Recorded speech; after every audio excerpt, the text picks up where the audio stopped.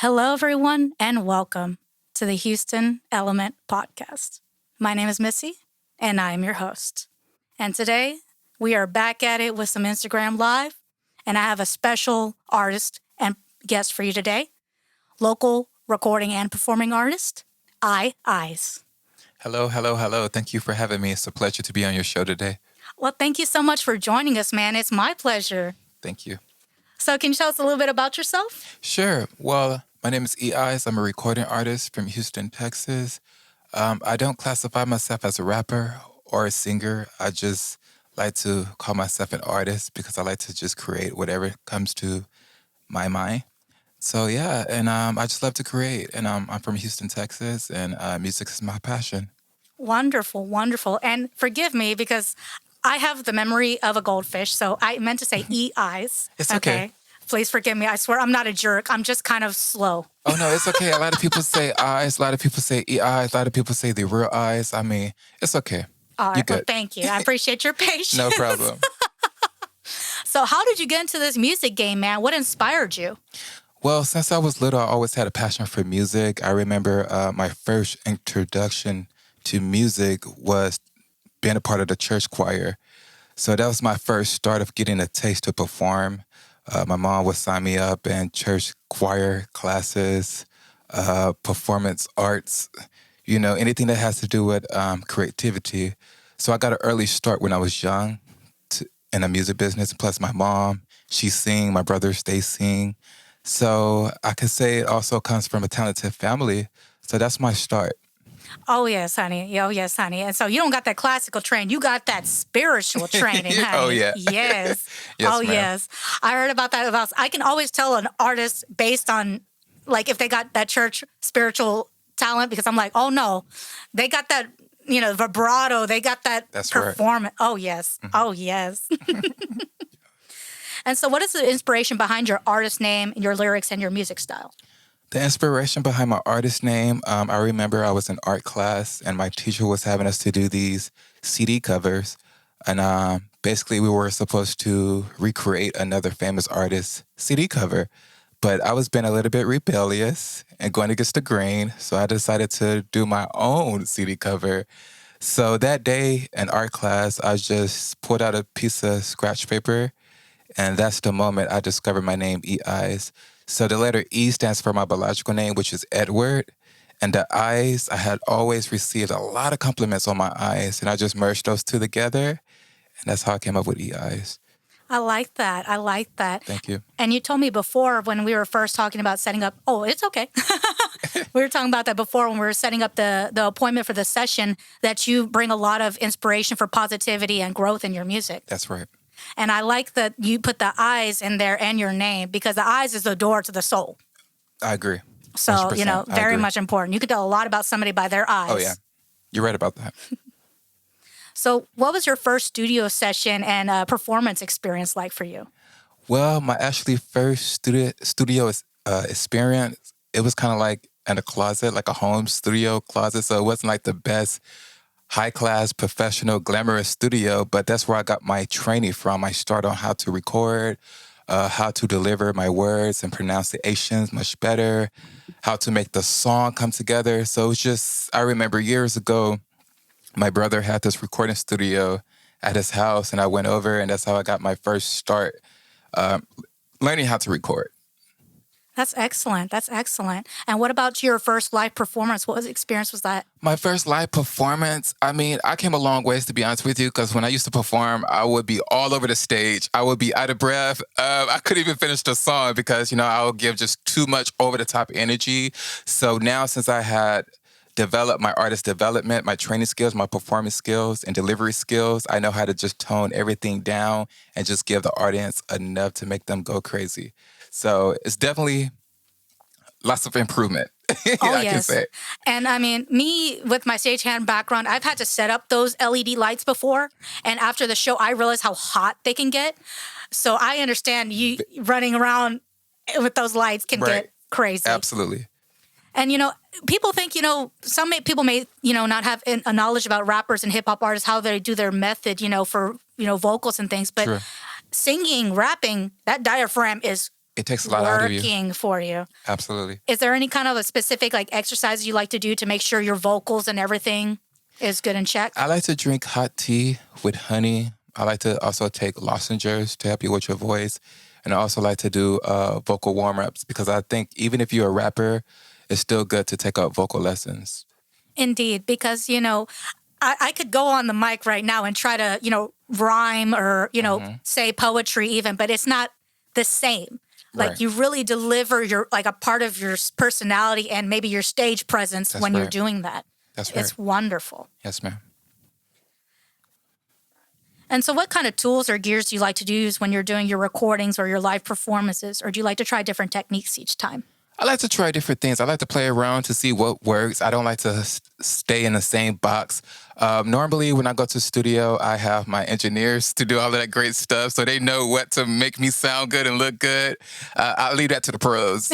But honestly, I'm always up to working with new gear, like new microphones, new preamps, Logic Pro, whatever the case may be. But I'm open to everything. Wonderful, wonderful. And you said, you've made some drastic improvements and adjustments to your live performances. So is there anything that you like to do before or during that helps you to really deliver your vision forward? Well, I like to get into like a calm space, like, not too much going on. I don't like to do a lot of talking. I like to like get in my secret element to get ready to perform. And that's just kind of like being quiet, not talking a lot. Probably like being like in the back room if I can, like behind stage, just to get in that element. But that's about it. And just drinking a lots of water. Oh, yes. Especially right now. My goodness. Oh, yeah. Oh, my Lots of goodness. water. Okay. Yes, please. So working as an indie artist, how did you assemble your music team and your contacts? What kind of criteria was important for you when selecting the people closest to you for your music projects? Dedication, hard work. I look for somebody that have work ethic, skills 100%, because I want somebody else to outwork me. You know what I'm saying? We're a team, and I'm that type of artist. I give credit where credit is due. So I want everybody around me to work extremely hard. I feel like the teamwork makes the dream work. So I look for honesty, loyalty, commitment, and just lots of talent. And because I'm the type of person that I like to take my team that I'm with right now from the beginning with me when I'm at the top. I feel like that's a special moment that will last forever because you've been there at the ground zero with me. That means a lot. So that means that you could be at the top with me because we've been through it all. So I just look for all of those things within somebody just keeping it professional and real 100% across the board. I agree wholeheartedly. I mean, ma'am. you as artists, your guys are like music superheroes, and you're being so selfless by delivering your art and your feelings and everything to us, the fans, the listeners. And for someone to boo all over that, it's not Right. acceptable. I agree. And, when I was working as a stagehand, I was like, this stage is going to be immaculate. The drums are going to be where they need to be because the artist is coming here and all they need to do is be in the zone. You're a perfectionist. Yes, sir. Yes, ma'am. sir. And so you have stayed consistent releasing new music every year since you started in 2017 with your earliest singles, Booty Call, Do a Little Dance, and you released your EP Masterpiece, which has your latest single, Merry Go Round. So what helps you maintain your creative process? It's my passion for music. That love for music will never die. We can't see the future, but I know one thing, it's always going to have something to do with music on my end. So that's to the core of my bones. And to be honest with you, staying consistent and just always working also feed my passion too. I love to work. I'll be up 12, 1, 2, 3 o'clock in the morning just working, either writing songs, listening to different type of producers' work, catalogs, reaching out to emails, responding back to people, making up PR, Instagram, marketing content, social media content. I'm just always working, but staying consistent. I try to release something every year, but at the same time, I know that it takes a while to create that special record. I can release records probably once a week, every hour, but it's not going to have that meaning to them. It's not going to be special because you're just putting something together and you're just putting it out there. So I like to take my time with records because I like to sound different. I don't want to do what's mainstream, what's popular, what's trendy. I'm against that in a way, you know? So it takes a moment to create those masterpieces. So that's why it takes me longer to put out records because I'm finding that secret sauce while I'm working behind the scenes. And I respect that. Yeah, man. And that's what I'm saying, from going from stagehand to engineer to podcaster, it's like, you got to respect the artist, you know what I'm saying? Oh, yeah. Because y'all are really like doing us a solid, because music saves, man. Oh, you yeah. know? Oh, yeah. So like if you don't treat the artist with respect, how can you expect them to deliver their best product? Oh, yeah. I agree. 100%. Wonderful. And you've been featured in multiple publications and radio podcast shows, including Voyage Houston, 93.5 FM, KWDC Delta College Radio, Twist Online, The West Leaf, and recently Dream Chaser Radio. So how'd you get introduced to these contexts, and what was your experience like? It's always a wonderful experience getting opportunities to get yourself out there as an artist, creator, whatever. Like, it's a wonderful experience. But I also run my own indie record label, which is Purple Sunrise Entertainment. So therefore, I make sure that I'm everything. I'm wearing a lot of hats. I'm the A&R. I'm the manager. I'm the producer. I'm the songwriter, the artist, the creator. I got to draft contracts and got to make sure that my material is together so that it won't get stolen. I mean, it's a lot of things that goes on behind the scenes. So one of those things is making sure that I'm reaching out to these publications to make sure that I'm getting myself out there as an artist. You know what I'm saying? I got to put that grind into reaching out to everybody, blogs, radio stations, whoever I can reach, college radio stations. I'm going for it. I don't care if they accept me major artists. I still submit my stuff because you just never know. And I mean, we can argue all day about what is considered a major artist, what's considered indie artist. But at the end of the day, that the name artist. We are artists. Yes. Okay. I agree. We're all artists. Whether it's your kid that made a picture for you and you put it on your refrigerator, or it's a Picasso painting, it is art. Oh, and it's meaningful to you. Excellent. Excellent. And so what are the kind of things that you like when you're in your own space and you're setting up, to get into the creative process and things like that? Like you mentioned, you like to have your tea to help with your exercise and things like that. Mm-hmm. But wearing so many different hats, like, how do you do it, man? Well, I tell people to don't overdo it. Don't put too much on your plate to where you're drowning yourself. Do a little bit at a time because you're only one team. If you have a small budget, learn different creative ways to how to work that budget, because you can do a lot with a little budget if you know what to do. Mm-hmm. And just find creative resources to just make things work and just stay grounded. But also, I think, for me, I also listen to motivation videos that's dealing with music, spiritual life, that helps keep me grounded because this industry can take a toll on you. So that what helps keeps me grounded overall. It's just staying persistence and just following peace, love, and joy. No lie. I mean, not to sound discouraging, but it's a little intimidating. It is. For the artists, for the engineers, anyone in the business, mm-hmm. Because I don't think anyone's replaceable, but others may have a funky attitude. Lots of funky attitudes. Mm-hmm. But at the same time, it's like you always got to remain professional. And you can't let the outside source see what's going on behind the scenes because you're like this artist and you got to paint this pretty picture when it's not always glamorous. But you're right about that. And, you have a wonderful vernacular, not just as a rapper, performer, but also, here in public speaking and things. You. So how did you get to be so well with your communication and your presence? I think it just came naturally. That's the best way I can put it. It goes back to my artist development skills too, learning like how to speak and how to perform and how to carry yourself as an artist. It goes back to my roots. So you really did your research. You weren't just going to be like, I'm going to be a good musician and make a lot of sales. You wanted to be well-rounded with business and everything. Oh, yeah. Excellent. Absolutely. Excellent. And you got that church background, so mama's listening. She didn't raise no fool. All right. Yeah. Okay. Yeah. The reputation of you is the reputation of your family, and clearly they did an excellent job. Oh, thank you. I appreciate that. And so you've done live performances not only on stage, but online on YouTube, for example. So how did you get that done? What first started it? Well, I don't have like a major team behind me. So whenever I come up with a creative idea, I just roll with it. I say, you know what? We about to make this happen. Create like a game plan and we're going to make it work. I don't care how it turned out, but we're going to do the bleep thing. So during the pandemic, when COVID first happened, I had this idea because, nobody was going on tour. Everybody was at home. So I say, forget it. I'm going to just start doing my own virtual live shows.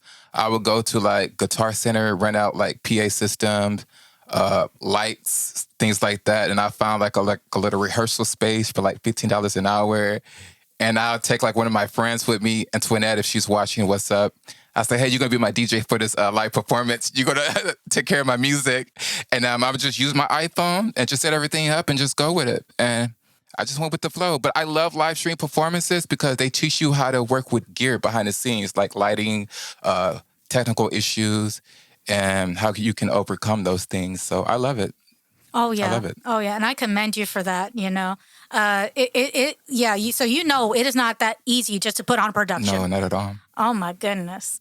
Has there any kind of been situations where it's like you tried some things and you're like, I'm not too big on this, or oh no, I really like this method?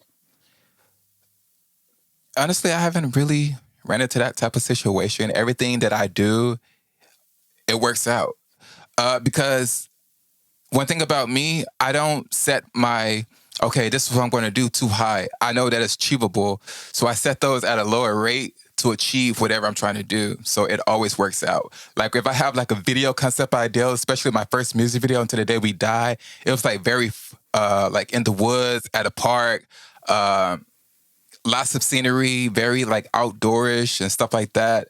I had that concept in mind. I told my videographer about it. I said, hey, I have this concept. I kind of want it to be kind of like the Get Out movie type of feel, but I want it to be very artsy, like very kind of like, like independent survivor, like trying to like run through the woods and all that stuff.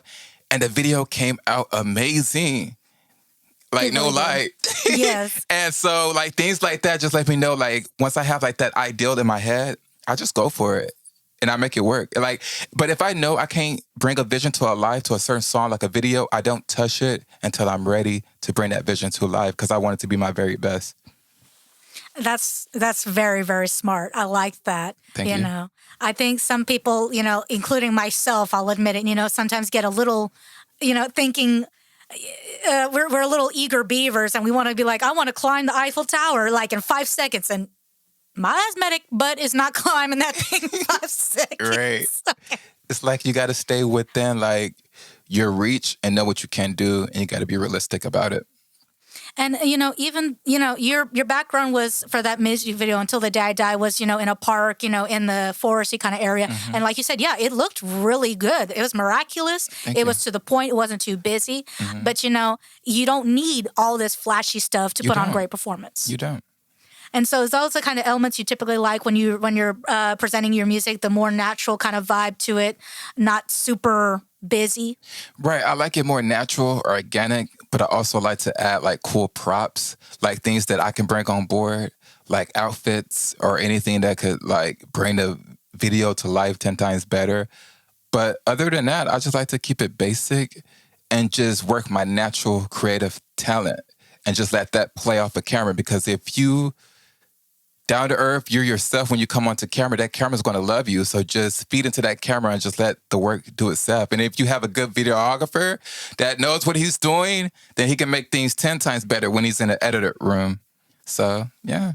Excellent. Mm-hmm. Yeah. And, I appreciate, a good prop and things like that, whatever. But it's like, what I appreciate about your videos too, I don't mean to sound biased as a woman, but it's like, if you want to have background dancers and things like that looking, attractive, whatever, that's fine. But sometimes it's kind of distracting. So I appreciate that the focus is more on the music, not on the background. I agree with you. Yes, ma'am. And so in today's times, artists have various platforms that they can utilize for publishing their works. What platforms do you like best? And do you notice any certain platforms that offer better resources for marketing and promotion? I would say TikTok. Yeah. You can get really far on TikTok and YouTube. I know YouTube is taking a little shift right about now, because they have a lot of things going on behind the scenes. But YouTube and TikTok are like two of the most powerful platforms an artist needs to be on. And the TikTok algorithm is so easy to catch on. And so I would give artists those two advice is to get on TikTok and YouTube and put as much content out. Yeah, because that's also the organically way to build your fan base. Because everybody like on Instagram and all these small platforms as artists is oversaturated. So it's like artists trying to become fans of other artists, which there's nothing wrong with that. But if you want to like build your organic fan base, TikTok and YouTube, because you have a different variety of everybody that's on those platforms looking for the next new best thing. So that's how you really put together your fan base. I feel like I should have had a V8 moment right now because like you just said that in the best words and explanation because, on those social media websites and things like that, and even on like some audio streaming only platforms, it's all about follow me, subscribe. Exactly. But, with TikTok and YouTube, you don't have to do that to get the views. Bingo. That's excellent. Mm-hmm. Oh, yeah. I was today years old when I came to that conclusion. Thank you very much. Oh, you're welcome, sweetie. So like you were mentioning before, on your YouTube page, you released some behind-the-scene videos about your production life and your indie artist and tips for advice for other artists. What made you decide to share this valuable information with their fans and followers? I feel like a lot of people don't know what to do. Even though we live in a day and age where you can build your own platforms from like in your living room, a lot of people still don't know, and a lot of people still need guidance. You got people that want to overcharge people for this and that, where you can find everything online for free. They want to sell you courses. They want to sell you books. And they want to sell you all this nonsense. But I think it's like free knowledge that you can find yourself. So I don't mind passing that torch to others. I appreciate that. Mm-hmm. And especially your behind the scenes footage I was talking about, your shooting of Until the Day I Die. Yes, ma'am. And being an indie artist, you were just telling people, it's like you were saying earlier, like I'm putting my best foot forward to make sure I get this out to you within reasonable time, but not making it rushed. Exactly. And that's the kind of stuff that we need to hear, man. Oh, you yeah. know, Oh, even if we're not, musicians, sometimes, like me doing this podcast, it's like, I don't want to rush production and make it sound like we were recording in a garage. Like I really want to make it sound good. Yeah. And you take really lots of like hard work and like dedication within your podcast. And I appreciate you being very dedicated to your craft. I admire people like that. You're going to go far. Keep up the good work. Oh, thank you. You're too welcome, kind, sweetie. honey. You too, man. I mean, I'm, like in a year, you're going to be doing this and that and the other kind of thing, I mean, you're already doing much, you know what I'm saying? Thank you. But a year from now, I'm gonna be like, yeah, I remember I got to sit next to eyes. That's right. What's up? Mm-hmm. And I'm not going to act any different. Like, you're welcome to come to any VIP show, whatever the case may be, come behind the stage. And I mean that because I think the people that are giving you opportunity now while you're starting at ground zero, literally, those are the ones that need to be at you when you make it to the top because the major people, the major blogs, the major radio stations, the gatekeepers, they kept you out. So the ones that was local, down to earth, that gave you opportunities and resources, that means a lot to take them with you. Absolutely, man. And, the feedback has been overwhelming. I've met such many incredible individuals like yourself, since starting this, and it's just amazing. Oh. And so one of my favorite lyrics is from one of your songs on your EP Masterpiece we talked about, Until the Day I Die. And it's one of my favorite lines is, we're going to keep we're going to keep proving people wrong until the day we die. Can you please elaborate off of that line? Yes. What were you thinking when you wrote that particular lyric? Well, throughout life, I think everybody ran across doubters, dream crashers, people that told them no, I don't see your vision and things like that. Like the CEO of Amazon, like he started years ago in his garage. Didn't nobody believe in him. Like lots of people told him no. And look where he's at today. So that's where that line came from. Like we're going to always keep proving people wrong who told us no. And that's like a victory to enjoy. That's like your torch to carry to the end of your race because that person told you no. Now look where you at. But the whole entire concept behind it, to the day we die, came from working at this miserable job I had. It was a toxic work environment. My GM, he was a butthole.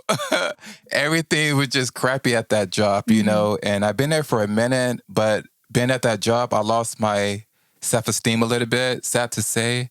I lost my creativity, my passion. So, but within those dark moments, I turned that into something positive, and that's how I dug into my creativity space, and that's how I came up with "Until the Day We Die." I love that, and that's a very relatable experience for a lot of people, So I Yes, really ma'am. appreciate that you put that out there in the way that you did. Yes, ma'am. And I mean, and that communication, that vernacular, man. I mean, just solid, man. Yes. Thank you.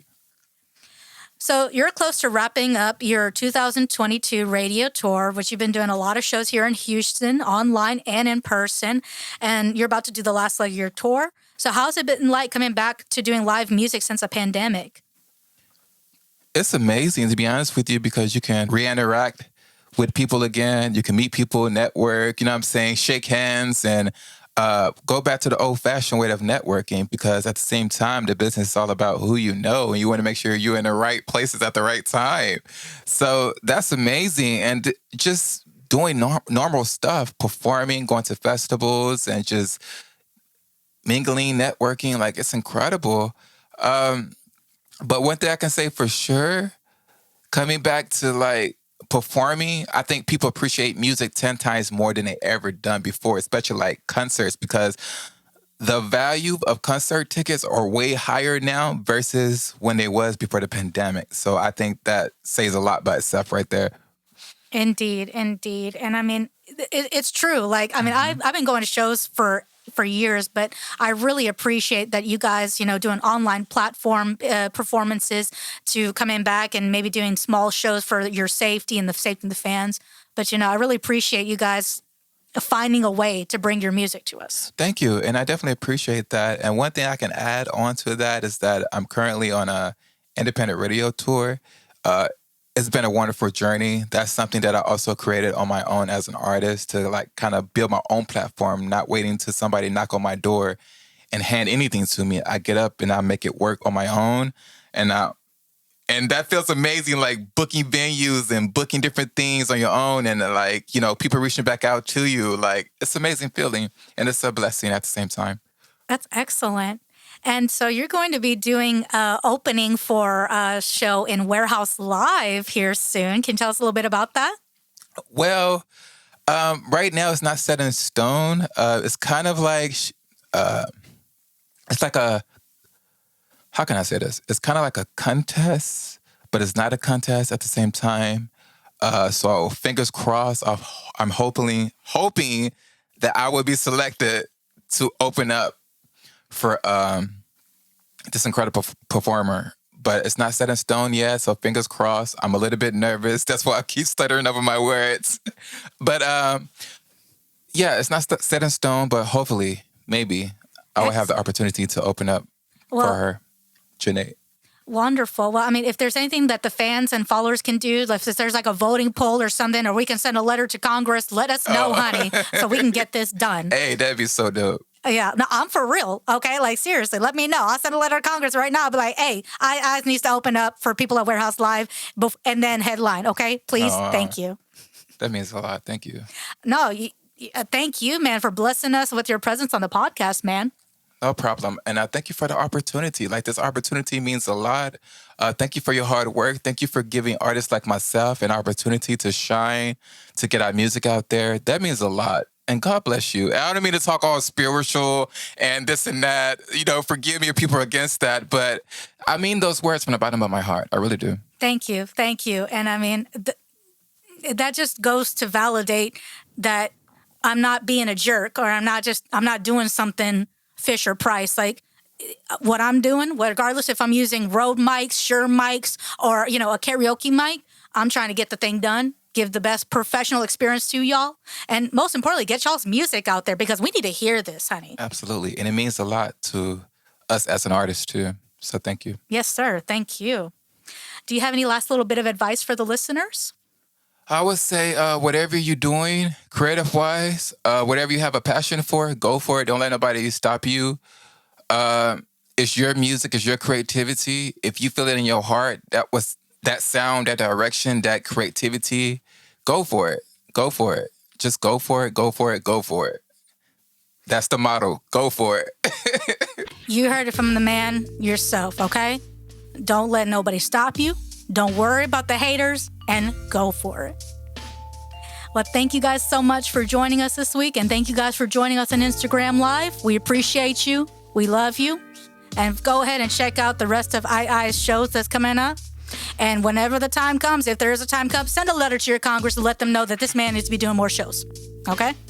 On all the platforms, on all the venues. Okay? Well, thank you guys for listening this week. And we'll talk to you guys next week. Peace.